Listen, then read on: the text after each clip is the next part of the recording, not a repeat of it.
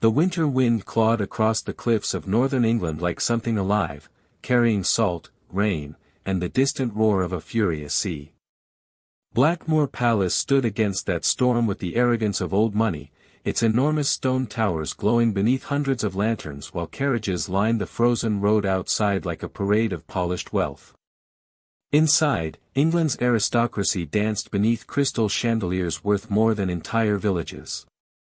Music drifted through the marble ballroom while noblemen traded political secrets behind polite smiles and women measured each other with eyes sharper than knives. Silk gowns brushed against polished floors.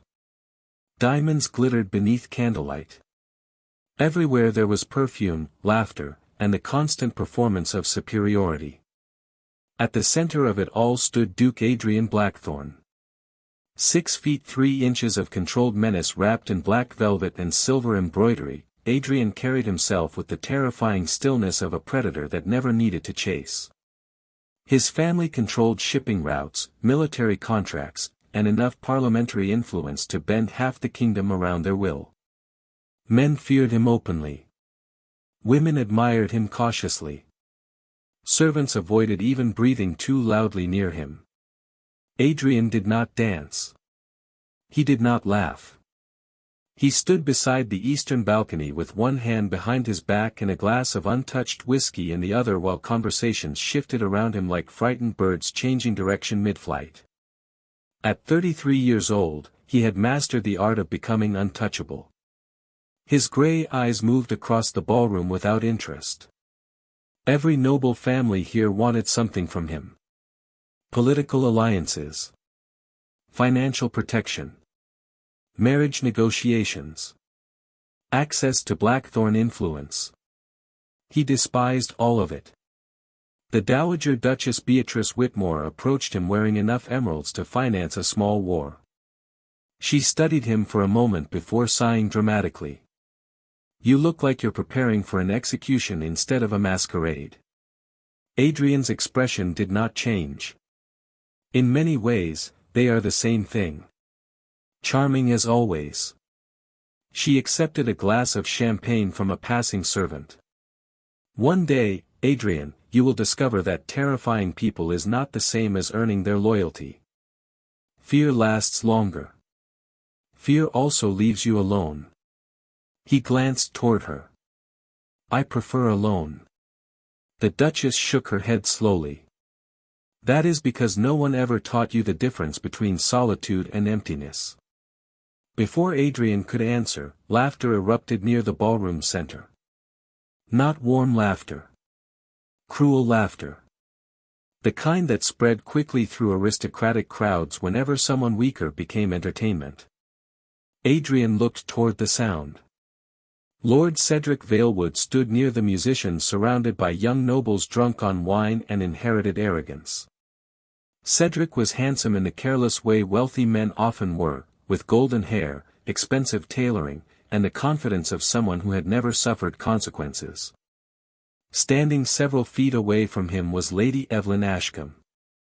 Adrian recognized her vaguely. Daughter of Viscount Henry Ashcombe. A ruined noble family drowning in debt after years of gambling and financial disasters. Her mother had died when Evelyn was young. Her father had spent the remaining fortune trying to maintain appearances London society no longer respected. By aristocratic standards, the Ashcombes were finished. Evelyn wore a dark blue gown that looked elegant despite its simplicity. Unlike the other women, she wore no diamonds.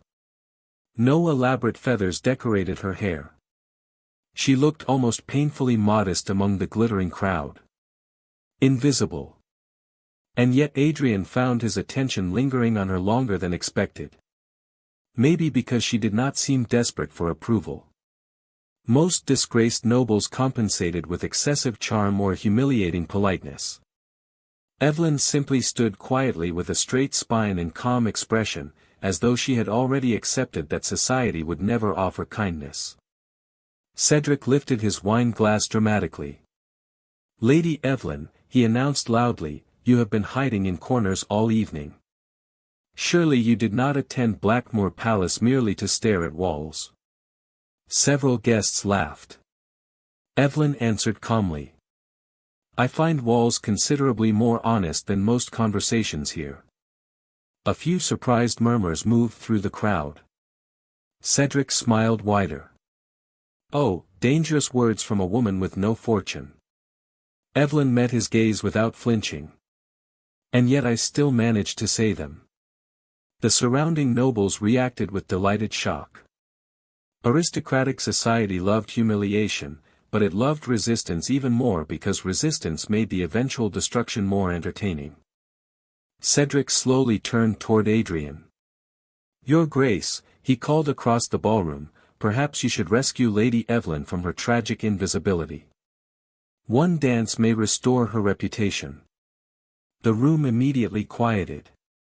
Hundreds of eyes shifted toward Adrian. Everyone understood the cruelty beneath the invitation. A duke like Adrian Blackthorn dancing with a ruined noblewoman would become gossip for months. Cedric wanted entertainment. The ballroom wanted blood. Adrian's gaze settled fully on Evelyn for the first time. She looked directly back at him. No pleading. No embarrassment. Only exhaustion. As though she already knew exactly how this moment would end. Something strange moved through Adrian's chest for half a second. A flicker of hesitation so brief he almost missed it himself. Then years of instinct crushed it. Weakness invited vulnerability. Vulnerability invited control. Control was death. Adrian spoke with cold precision. I do not reward insignificance with attention. Silence struck the ballroom. Then came the laughter. Sharp. Explosive. Merciless. Cedric nearly bent over from amusement while nobles whispered behind jeweled fans and servants lowered their eyes to avoid witnessing the destruction too directly. Evelyn stood perfectly still beneath the chandelier light while humiliation crashed over her from every direction. Adrian expected tears. Or anger. Or retreat. Instead, she simply looked at him for 3 long seconds. And for the first time in years, Adrian Blackthorn felt uncomfortable beneath someone's gaze. There was no fear in her eyes. No admiration. No hatred even. Only disappointment. Not the disappointment of a wounded woman. The disappointment of someone realizing a terrifying man was ultimately smaller than his reputation. Then Evelyn inclined her head politely. Of course, Your Grace. Nothing more. No scene. No trembling voice. She turned and walked through the ballroom while the crowd parted around her like water. Adrian watched her disappear beyond the grand doors without understanding why the sight unsettled him. The orchestra resumed playing moments later. Conversations returned. Another social execution completed successfully. But Adrian found himself no longer interested in the masquerade. The Duchess Whitmore studied him carefully. You regret it already. I regret nothing.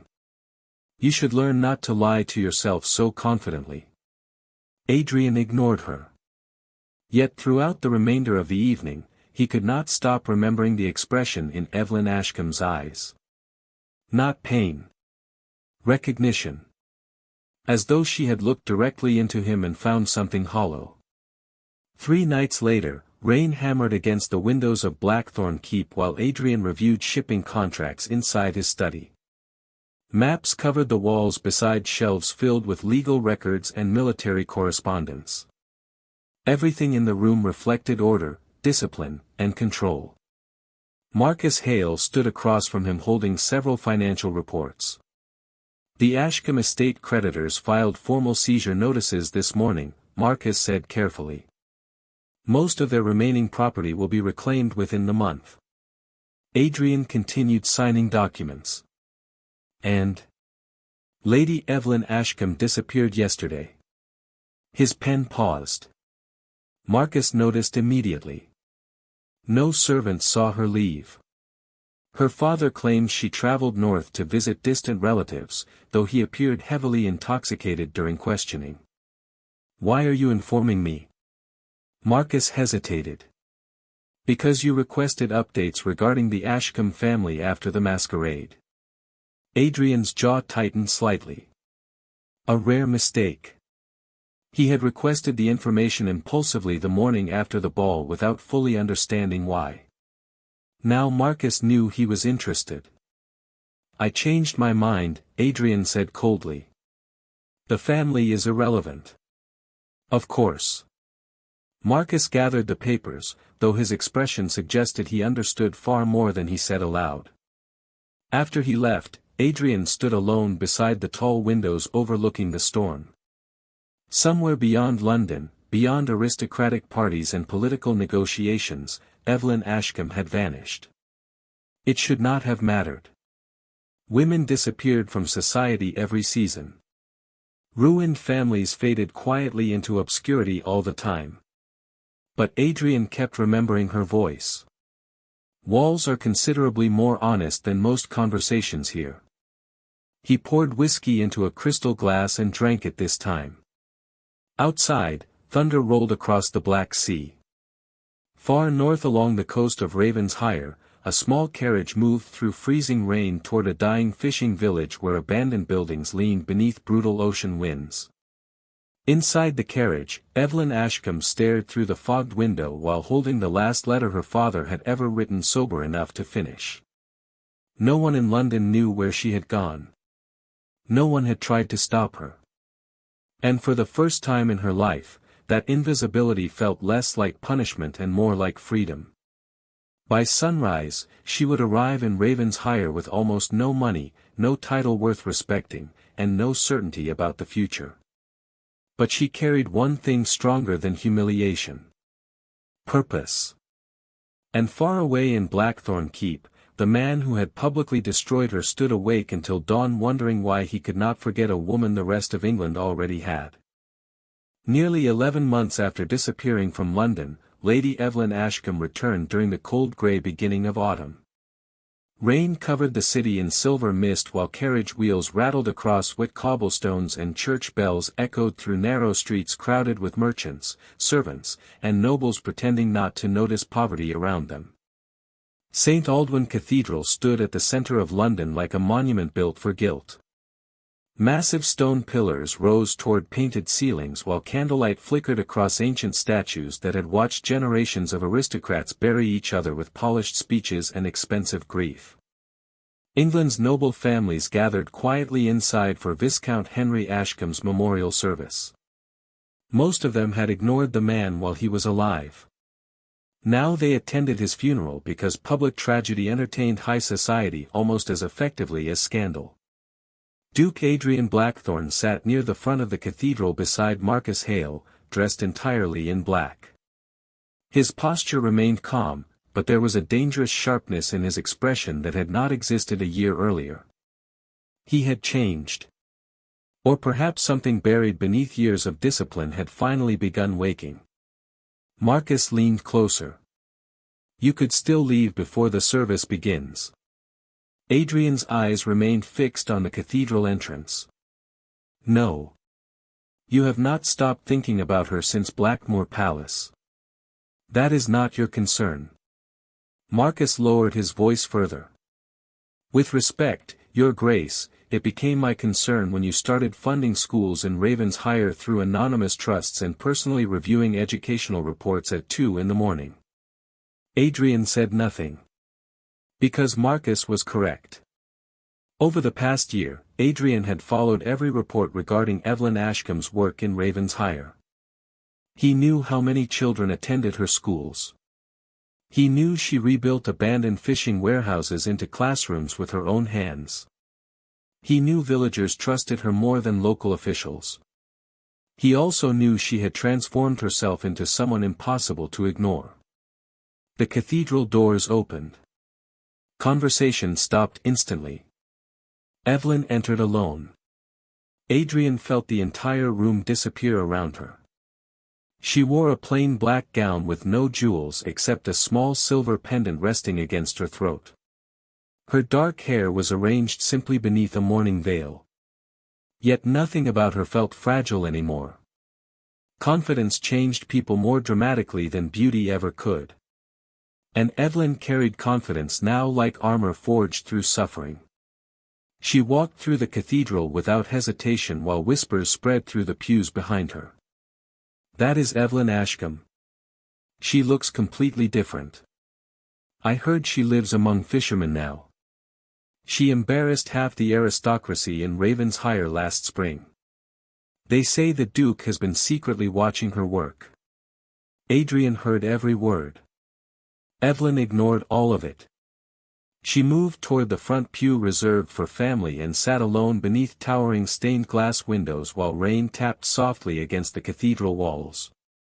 The bishop began speaking about Henry Ashcombe's life, though his carefully polished eulogy sounded hollow beneath the weight of truth everyone already knew. Henry Ashcombe had destroyed his family through weakness, gambling, and cowardice. No elegant speech could change that. Adrian barely listened. His attention remained fixed on Evelyn. She sat perfectly still, hands folded calmly in her lap while candlelight flickered across her face. Not once did she cry. Not once did she seek comfort from anyone around her. She looked like a woman who had already buried her grief months earlier. When the bishop finished, silence settled through the cathedral. Then came the formal question. "If any family member wishes to speak, you may approach." Nobody expected movement. Aristocratic women rarely spoke publicly, especially during funerals. Then Evelyn stood. A ripple of surprise moved through the entire cathedral. She walked slowly toward the pulpit while noble families watched with growing unease. Adrian felt his pulse tighten for reasons he refused to examine. Evelyn reached the front and looked across the crowded cathedral. Her voice carried clearly through the enormous chamber. "My father spent most of his life trying to convince England that appearances mattered more than truth." The room immediately stiffened. Evelyn continued calmly. "He believed noble blood excused weakness. He believed reputation mattered more than integrity. He believed society would forgive any cruelty as long as it was committed by wealthy people in elegant clothing." Several aristocrats shifted uncomfortably. The bishop looked horrified. But Evelyn did not stop. "My father failed many people. Himself most of all. Yet the greatest lesson he ever gave me came through failure." Her eyes moved slowly across the crowd. "Exile saved my life." Complete silence. "In Ravensshire, no one cared about my title. No one cared who my father had been. Fishermen judged me by whether I worked beside them. Children judged me by whether I returned when I promised I would. For the first time in my life, I existed in a world where usefulness mattered more than pedigree." Adrian felt something tighten painfully inside his chest. Because she was not merely speaking about her father anymore. She was speaking about all of them. About London. About him. Evelyn's voice remained steady. "This city taught me that aristocratic approval is worthless currency. The same people who ignored suffering for years now sit here dressed in black pretending they mourn a man they abandoned long ago." Shock spread openly now. Several nobles glanced toward Adrian instinctively, waiting for the Duke to react. But Adrian remained completely still. Because every word she spoke felt deserved. Evelyn's gaze passed across the cathedral again. "1 year ago, many of you decided I was insignificant because my family lost its fortune. You confused poverty with inferiority. You mistook silence for weakness." Her eyes finally settled on Adrian. Directly. Without fear. The cathedral practically stopped breathing. "You were wrong." The words landed like thunder. "I discovered something important while rebuilding my life among people this society considers unimportant. Dignity cannot be granted by powerful men because dignity already exists within those brave enough to survive without their approval. Nobody moved. Nobody even whispered. Evelyn stepped away from the pulpit. My father is dead. His mistakes died with him. But I will not spend the rest of my life apologizing for surviving what destroyed him. Then she returned calmly to her seat. The cathedral remained frozen in stunned silence. Adrian stared at her while realization settled through him with terrifying clarity. The woman he once humiliated in a ballroom no longer needed anything from him. And somehow that made him want her more dangerously than ever. The service ended several minutes later in complete disorder. Nobles flooded into the cathedral courtyard beneath grey skies while conversations exploded across every corner of London. Evelyn became the center of all of it instantly. Some called her courageous. Others called her disgraceful. But everyone spoke her name. Adrian exited the cathedral slowly. He found Evelyn standing near the front steps speaking with two women from an educational charity. She laughed softly at something one of them said. The sound unsettled him. Because he realized he had never heard her laugh before. Not once. He moved toward her before logic could interfere. The women noticed him first and immediately excused themselves with nervous speed. Then Adrian and Evelyn stood facing each other beneath the cathedral bells. For a moment neither spoke. Rain drifted lightly through the cold air around them. Finally Evelyn broke the silence. Your Grace. Perfectly polite. Perfectly distant. Adrian studied her carefully. You have changed. So have you. I doubt that. I do not. The answer caught him off guard. Evelyn folded her gloves slowly between her fingers. Did you enjoy the service? It was unconventional. A faint smile touched her mouth. That sounds dangerously close to criticism. It sounds dangerously close to honesty. Her eyes held his steadily. Then allow me to return the favor. You look exhausted. Adrian almost laughed. Nobody spoke to him this way. Nobody dared. I manage my responsibilities adequately. That is not the same as living well. The observation struck deeper than he wanted. Before he could answer, Marcus approached quietly beside him. Your Grace, the carriage is prepared. Adrian ignored him. His attention remained entirely on Evelyn. I heard about the schools in Raven's Hire, he said carefully. Her expression sharpened immediately. Interesting. I was unaware northern fishing villages had become fashionable among dukes. I made inquiries. Why? Because I could not forget you. Because I replayed that night at Blackmore Palace until it poisoned every victory afterward. Because you looked at me like I was a disappointment instead of a god. Instead, Adrian answered with controlled restraint. Because what you built there matters. Evelyn studied him for several long seconds. You should be careful, Your Grace. With what? With becoming interested in people your world once considered insignificant. Then she turned and descended the cathedral steps toward a waiting carriage. Adrian watched her leave while rain soaked slowly into his coat. Marcus exhaled quietly beside him. This is becoming dangerous. Adrian's eyes never left the departing carriage. It became dangerous the moment she stopped fearing me. Over the following weeks, London transformed Evelyn Ashcombe into obsession and controversy simultaneously. Newspapers wrote about her schools. Progressive thinkers praised her speeches. Aristocratic families condemned her influence. Invitations flooded her hotel daily. Charity organizations wanted partnerships. Noblewomen wanted gossip. Politicians wanted public appearances beside the woman rapidly becoming a symbol of rebellion against aristocratic arrogance. Evelyn accepted almost none of it. She focused instead on securing supplies for Raven's hire before winter arrived. But problems were growing. Her schools lacked funding. Food shortages threatened fishing villages after violent coastal storms destroyed several boats. And despite her pride, Evelyn knew she could not continue financing everything alone forever. One stormy evening, she returned to her hotel and found a sealed envelope waiting beside the lobby fireplace. No name. Only her initials pressed into dark wax. Evelyn opened it carefully. Inside was a single handwritten sentence.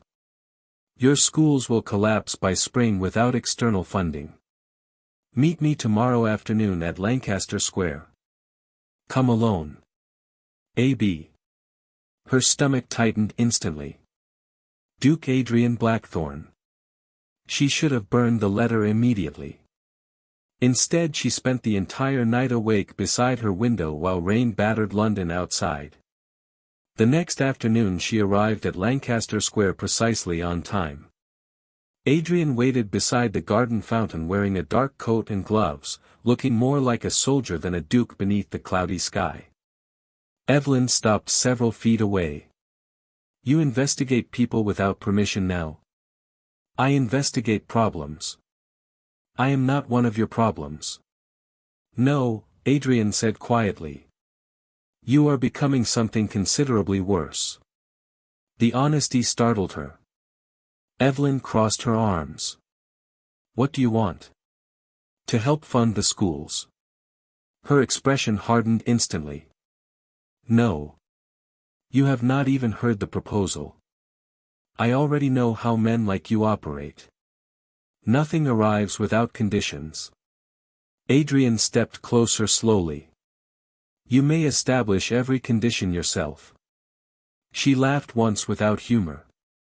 That may be the most absurd sentence ever spoken by a Blackthorn. I am serious. Evelyn studied him carefully. For the first time since Blackmore Palace, Adrian looked uncertain. Not weak. Not frightened. But genuinely unsure how to stand before someone he could neither intimidate nor command. And somehow that frightened her more than cruelty would have. What exactly are you offering? 12 months of funding. Supplies. Teacher salaries. Repairs for winter damage. Complete autonomy remains yours. And in return, quarterly reports regarding finances and enrollment. That is all. Yes. Evelyn narrowed her eyes. You expect me to believe the most feared duke in England wishes to fund fishing village schools out of pure generosity? No. Then tell me the truth. Adrian's jaw tightened. The truth is that I was wrong about you. The wind moved softly through the square between them. 1 year ago, he continued quietly, I judged you according to wealth, status, and social value because those were the only measurements my world ever respected. Then you disappeared and built something real while I remained trapped managing hollow people and political games. Evelyn said nothing. Adrian looked directly at her. You survived without anyone's permission. I find that impossible to ignore. Silence stretched between them. Finally Evelyn spoke carefully. If I accept this arrangement, London will assume I belong to you.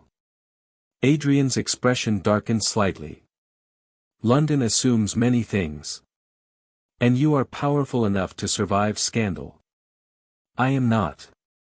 You survived exile, he said quietly. You will survive gossip. That answer irritated her because part of her knew he believed it completely. Evelyn looked toward the crowded streets beyond the square. Every instinct warned her not to trust him. But children in Raven's hire needed food. Teachers needed salaries. And winter was coming quickly. 1 year, she said finally. No interference in curriculum or operations. No public appearances together. No social obligations. Agreed. The moment you attempt to control my work, the arrangement ends. Understood.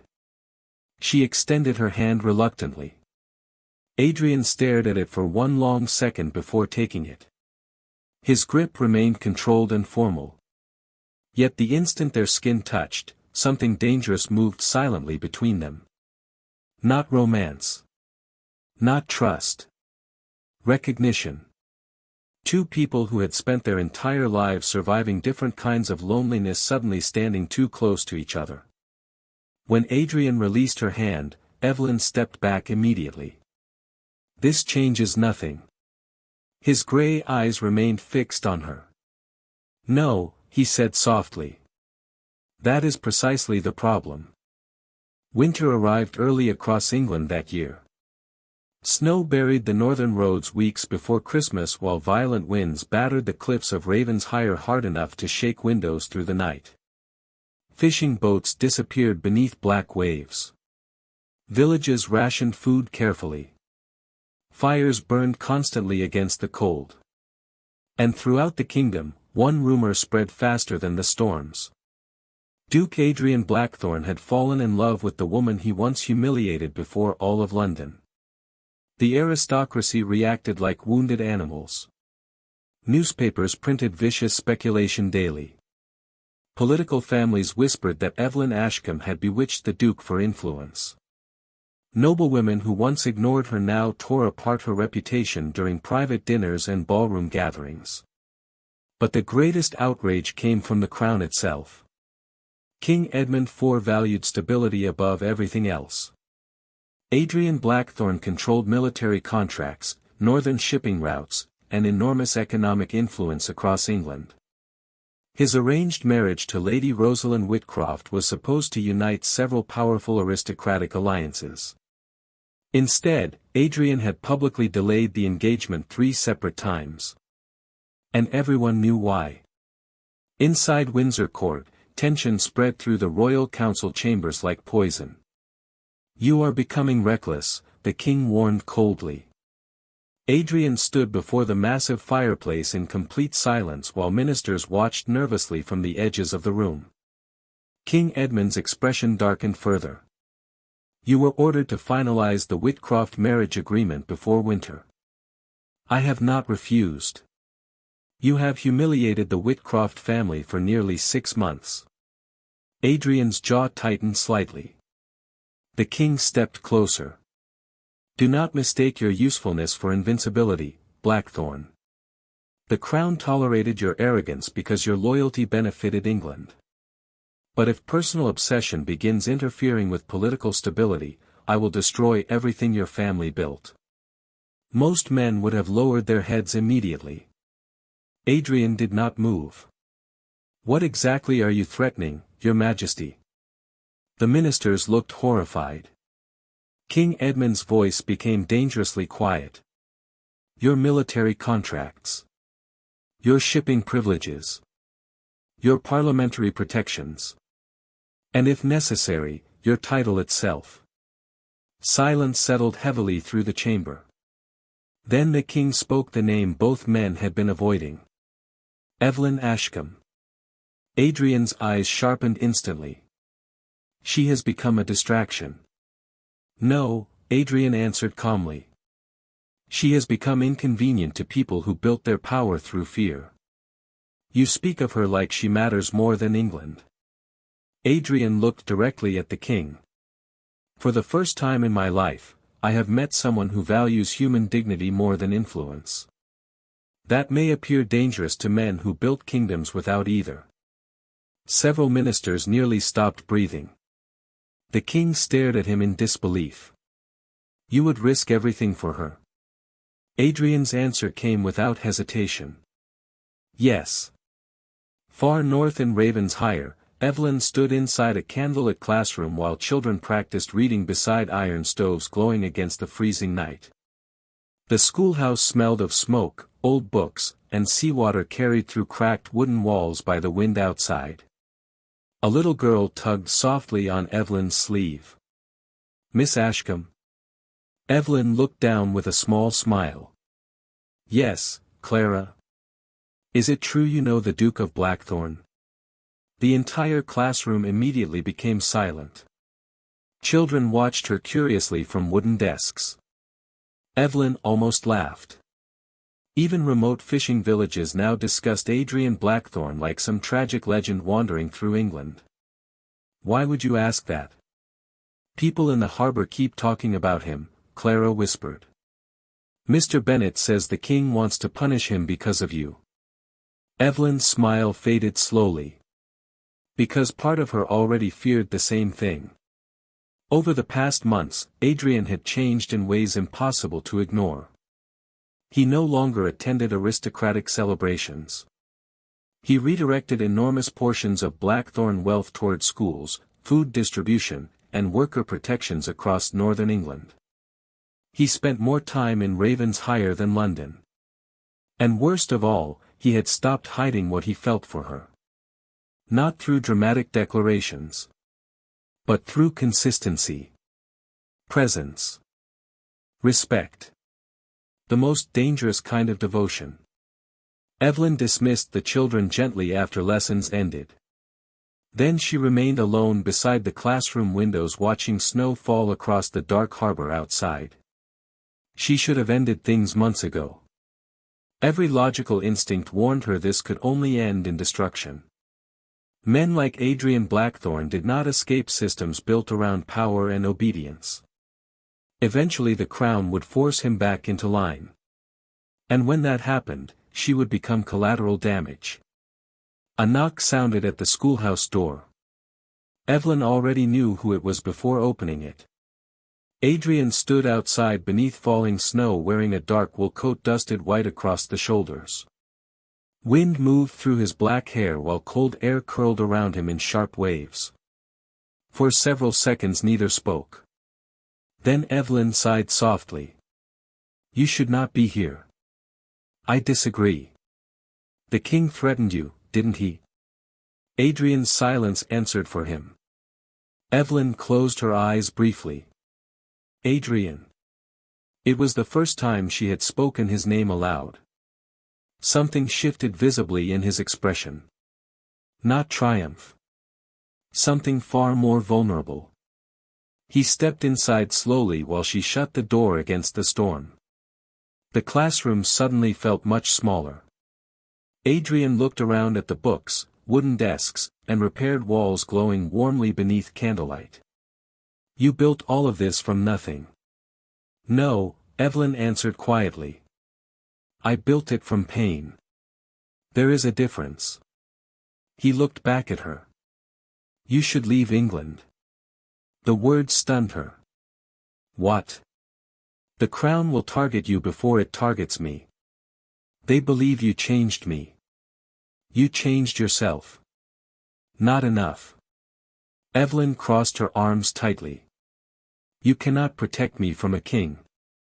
No, Adrian admitted softly. But I can give you time. Anger flashed suddenly through her. I do not want your protection. You already have it. You do not own responsibility for my life. And you do not understand what you became to mine. The room fell silent. Snow struck softly against the windows. Adrian moved closer slowly until only a few feet separated them. For 33 years, he said quietly, I believed fear was strength. My father taught me weakness invited suffering, so I spent my entire life becoming untouchable before anyone could destroy me. Evelyn's breathing slowed. Adrian's voice lowered further. Then you looked at me in that ballroom like I was small. Pain moved behind his eyes now.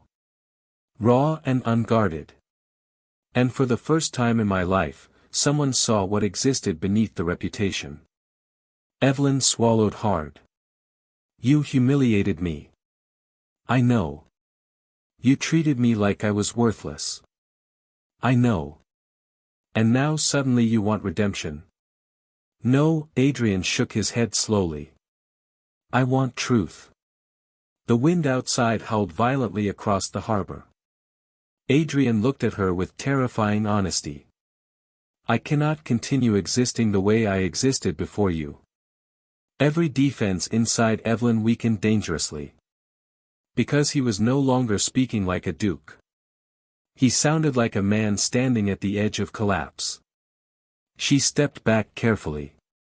This cannot survive England. Then let England choke on it. You say that now because you are angry. I say it because I am finally awake. Evelyn turned away from him toward the window. Snow covered Ravensheir harbor in silver darkness outside while fishing lanterns glowed faintly through the storm. Do you know what happens to women blamed for changing powerful men? She whispered. Adrian remained silent. They become monsters in every story afterward. You are not a monster. No, she said bitterly. But history rarely allows women to remain human. Adrian walked toward her slowly. Then, very carefully, he reached for her hand. Not possessively. Not forcefully. Like someone terrified she might disappear. Evelyn should have pulled away. Instead she let him hold her fingers lightly between his own. Warmth spread painfully through her chest. I would burn every title I own before allowing them to destroy you, Adrian said quietly. She looked up at him. That is exactly what frightens me. Weeks later, England exploded into scandal. Lady Rosalind Whitcroft publicly accused Evelyn Ashcombe of manipulating Adrian for money and political influence. Newspapers spread fabricated stories claiming Evelyn planned to control Blackthorn assets through seduction. The accusations spread viciously through London. Charity organizations withdrew support from Ravensheir schools. Several aristocratic donors abandoned reform programs Adrian had funded. And worst of all, anonymous threats began arriving in Ravensheir warning Evelyn to disappear permanently before spring. Margaret Holloway slammed one threatening letter onto the table inside the schoolhouse. This is becoming dangerous. Evelyn stared at the paper silently. The message contained only 6 words. England will survive once you vanish. Margaret lowered her voice. You need protection. No, Evelyn answered quietly. I need this to end. That same evening she left Ravensheir alone before dawn. No farewell. No letter.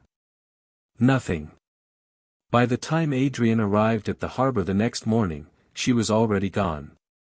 For the first time in years, Duke Adrian Blackthorn lost control publicly. He nearly overturned an entire harbor office searching for information. Fishermen who once feared him now watched in stunned silence as the most powerful duke in England looked moments away from breaking apart. Marcus finally caught his arm. Adrian. She left. Yes. Because of me. Marcus said nothing. Because it was true. Adrian stood motionless beside the frozen harbor while snow fell around him. Then slowly, quietly, he spoke words Marcus never expected to hear from him. I destroyed the only good thing that ever happened to me. 3 days later, the royal winter gathering began at Windsor Court. Hundreds of nobles filled the palace ballroom beneath gold chandeliers and enormous paintings celebrating generations of aristocratic conquest. King Edmund intended to announce Adrian's engagement to Rosalind publicly that night. Instead, chaos arrived. The ballroom doors opened sharply. Evelyn Ashcombe entered alone. Conversation died instantly. She wore a silver gown without excessive jewels, her dark hair pinned elegantly above calm eyes that held absolutely no fear. Adrian stared at her from across the ballroom like a man seeing sunlight after years underground. Rosalind Whitcroft looked furious. The king looked stunned. But Evelyn walked directly into the center of England's highest aristocracy without hesitation. Then she turned toward the crowd. You spent months calling me manipulative, she said clearly. Dangerous. Ambitious. Corrupting. Nobody interrupted her. Because confidence this absolute frightened powerful people more than anger ever could. Evelyn's gaze moved across the nobles surrounding her. How fascinating that England forgives cruel men so easily while condemning strong women immediately. Several aristocrats looked away. She continued calmly. When a duke humiliates a woman publicly, society laughs. When that same woman rebuilds villages, educates children, and refuses to remain broken, society calls her threatening. Silence deepened across the ballroom. Evelyn looked directly at the king. You fear me because I proved something your world never wanted ordinary people to understand. King Edmund's expression hardened. And what exactly is that? Evelyn answered without hesitation. That dignity does not belong exclusively to the wealthy. The ballroom felt frozen. Evelyn's voice rose slightly. You built a society where titles matter more than integrity. Where powerful men inherit respect regardless of cruelty while women must earn basic humanity through silence and obedience. Adrian could barely breathe. Because she was doing exactly what none of them had ever dared. Speaking truth directly into the face of power. Evelyn looked around the ballroom one final time. I will not apologize for surviving your contempt. And I will not disappear simply because England feels more comfortable when women remain quiet. Absolute silence followed. Then something unexpected happened. One elderly noblewoman began clapping softly. Another joined. Then another. The sound spread slowly through the ballroom until portions of the crowd applauded openly while others stood horrified. King Edmund looked furious. But he also looked trapped.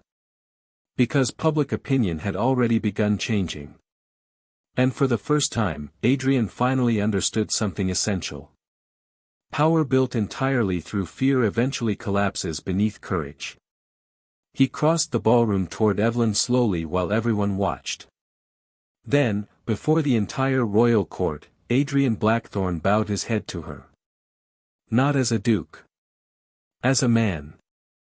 I spent most of my life believing power meant domination, he said clearly enough for the ballroom to hear. Lady Evelyn Ashcombe taught me that real strength begins when fear no longer controls who you become. Shock moved through the room again. Adrian looked toward the king. I will surrender military privileges, political protections, and portions of Blackthorn land revenues to public reform programs throughout northern England. Marcus stared in disbelief. Even the king looked stunned. Adrian continued calmly.